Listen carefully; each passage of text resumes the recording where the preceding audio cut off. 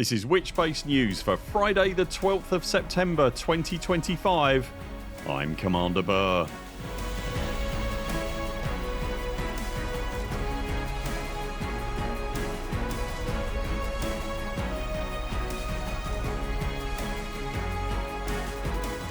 In Elite Dangerous news this week, there's a welcome update to Vanguards to help squadrons whose leaders are inactive. We have more details on that mining gun and how the Type 11 plans to be the best miner in the game, and as FDev release their full annual report, we see a surge in all of Elite's numbers. If you enjoy our videos, consider subscribing to the channel and remember to ping the little bell to make sure you see all our content and community posts. And if you'd like to help support our channel, links to our Patreon and everything else are in the description below. The Vanguard Squadron system refresh, which launched on the 19th of August, got its third patch in less than a month this week. As well as addressing 3 other specific bugs, this latest patch adds some much needed extra functionality for the system in the area of leadership, and in particular where a squadron leader is deemed to be inactive. Following patch 3, where a leader has not logged into the game for 90 days, a message will be sent to those members of the squadron that are in the ranks below, informing them that the leader has until the next weekly maintenance cycle to log in. If the squadron leader logs in during that week, the timer is reset, but if not, the process will keep rolling down the ranks until it hits players that are active. When it finds active players in any other rank than the very lowest, it will randomly assign one of those players to be the new squadron leader. That individual can then choose to reassign the leadership role to someone else or carry on themselves. If no active players of a suitable rank are found, then the squadron will be marked as inactive and will no longer appear in the browser for other players to apply to. This change should mean that in the immediate, any completely inactive squadrons will start to disappear from the game, and any active squadrons whose leaders have gone AWOL will soon be able to wrestle back control and go about enabling the new features that Vanguard's introduced, such as squadron logo and carrier, etc. You can find the full details and patch notes for Vanguard's patch 3 in the description below this video. After their deeper look interview piece about the moderately imminent Lakon Type 11 Prospector mining vessel that we reported on last week, you can find that video linked on screen now if you haven't seen it, Frontier followed up this week with a written piece that underlines what they'd covered in their original video piece, but also adds some key important details that were missing in the original conversation. Following Frontier's piece on the Type 11, there was a degree of feedback from the community bemoaning the fact that the new mining tool that ships with the T-11, which we've now had confirmed is called the Mining Volley Repeater by the way, appeared to essentially be a different flavour of the same mining laser that can also chip off surface deposits on the asteroids that have them.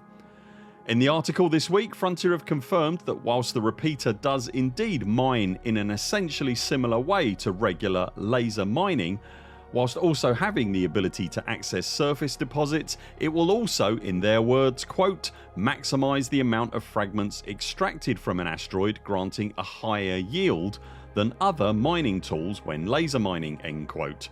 Further to that, they add that, quote, when laser mining it also has a chance to produce a higher density fragment similar to those found via abrasion point mining, end quote. What this essentially means is that the tool produces more mined commodities overall in 3 distinct ways. Firstly, by simply producing more of the regular laser mined fragments. Next, it has the ability to also access any existing surface deposits without the need to switch to another tool and then engage in some slightly more fiddly and precise gameplay. You'll just need to liberally hose the surface deposits as part of your regular hosing of that asteroid. And then, whilst doing all of this, it also has a random chance to release from the rocks a denser chunk of gatherable resource that is similar in nature to the normal abrasion gathered surface deposits, which are themselves fairly dense. What isn't still clear from what we now know is whether the asteroid itself is stripped any quicker as a result of liberal volley hosing. That will likely require, and doubtless be subject to, extensive sciencing by the community upon the ship's release into ARK's early access.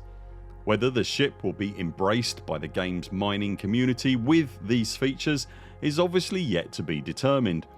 Frontier did initially describe its functionality as providing, quote, a different type of mining, end quote. Because Frontier sadly didn't qualify that definition any further at the time, players have, during the intervening period, chosen to interpret those words in numerous different ways. The actual cold facts being, however, that the gun extracts fragments and chunks from an asteroid and you scoop them up with limpets. It's not a hugely different type of mining fundamentally, but it sounds like it's almost certainly more viscerally interesting and likely more time efficient way of laser mining. The caveat to all this could of course be that there could still be something Frontier aren't yet saying. How you feel about the ship and its differently flavoured functionality will of course vary wildly from commander to commander and be rooted in how you feel about laser mining on the whole. After the launch of the Panther Clipper a couple of months back, FDev immediately followed up with a community goal with unique rewards that absolutely lent into the Panther's core strengths in an obvious move to further drive early access sales of the ship. I wouldn't be surprised to see something similar happening with the Type 11. We will of course know more after the ship launches into early access on the 23rd of September, just over a week from now.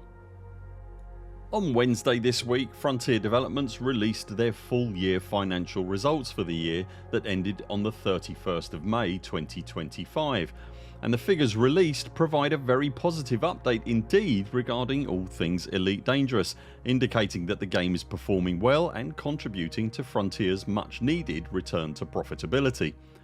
As you can see from the chart on screen now, Elite Dangerous makes up 7% of Frontier's total revenue, and overall the revenue generated by Elite grew by a very healthy 76% this year. Perhaps rather obviously, FDev have attributed that increase in revenue to what they refer to as monetization improvements. To you and I, that equates to the introduction of new and pre-built ships into the game since the start of 2024.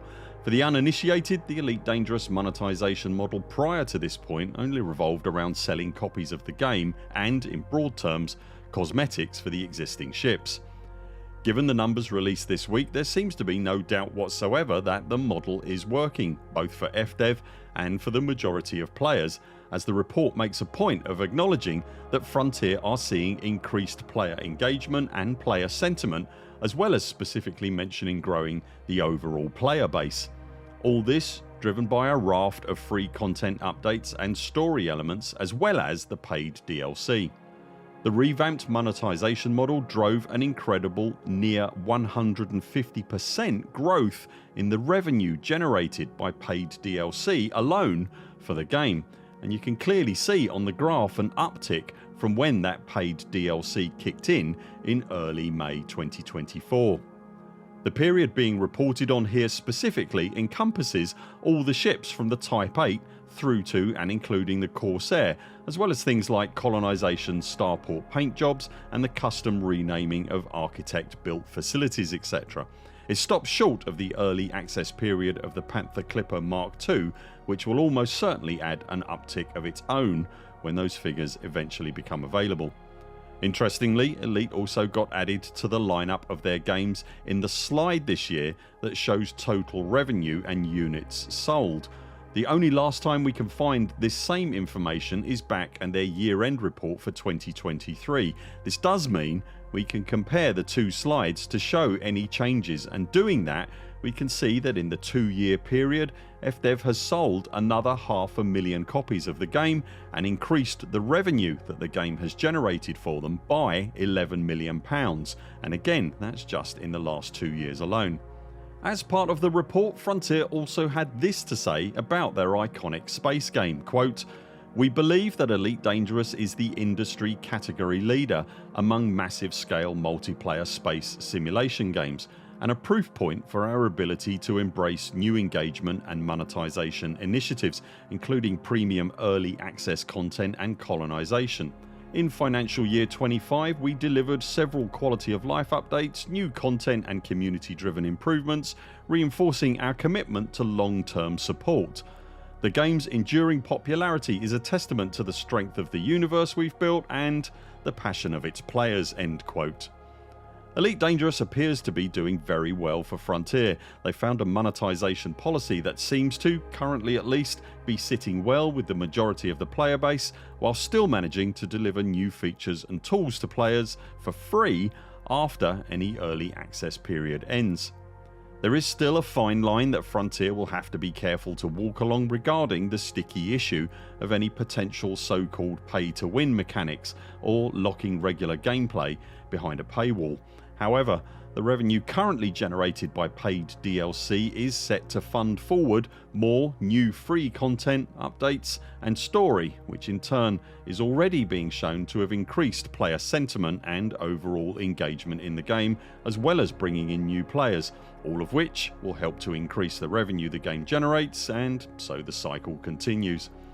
All that taken into account, it's worth underlining again what Frontier said at the end of their statement, that they are reinforcing their commitment to long-term support of the game. Elite Dangerous is very much alive, well and healthier than ever, and it isn't going away anytime soon. Both the financial results presentation and FDev's report to the stock exchange can be found linked in the description below this video. Have you joined a squadron since the launch of Vanguards? Given its success, how do you feel about Elite's monetization policy? And now that you've seen more about it, do you plan on getting the Type 11 in early access? Let us know in the comments below.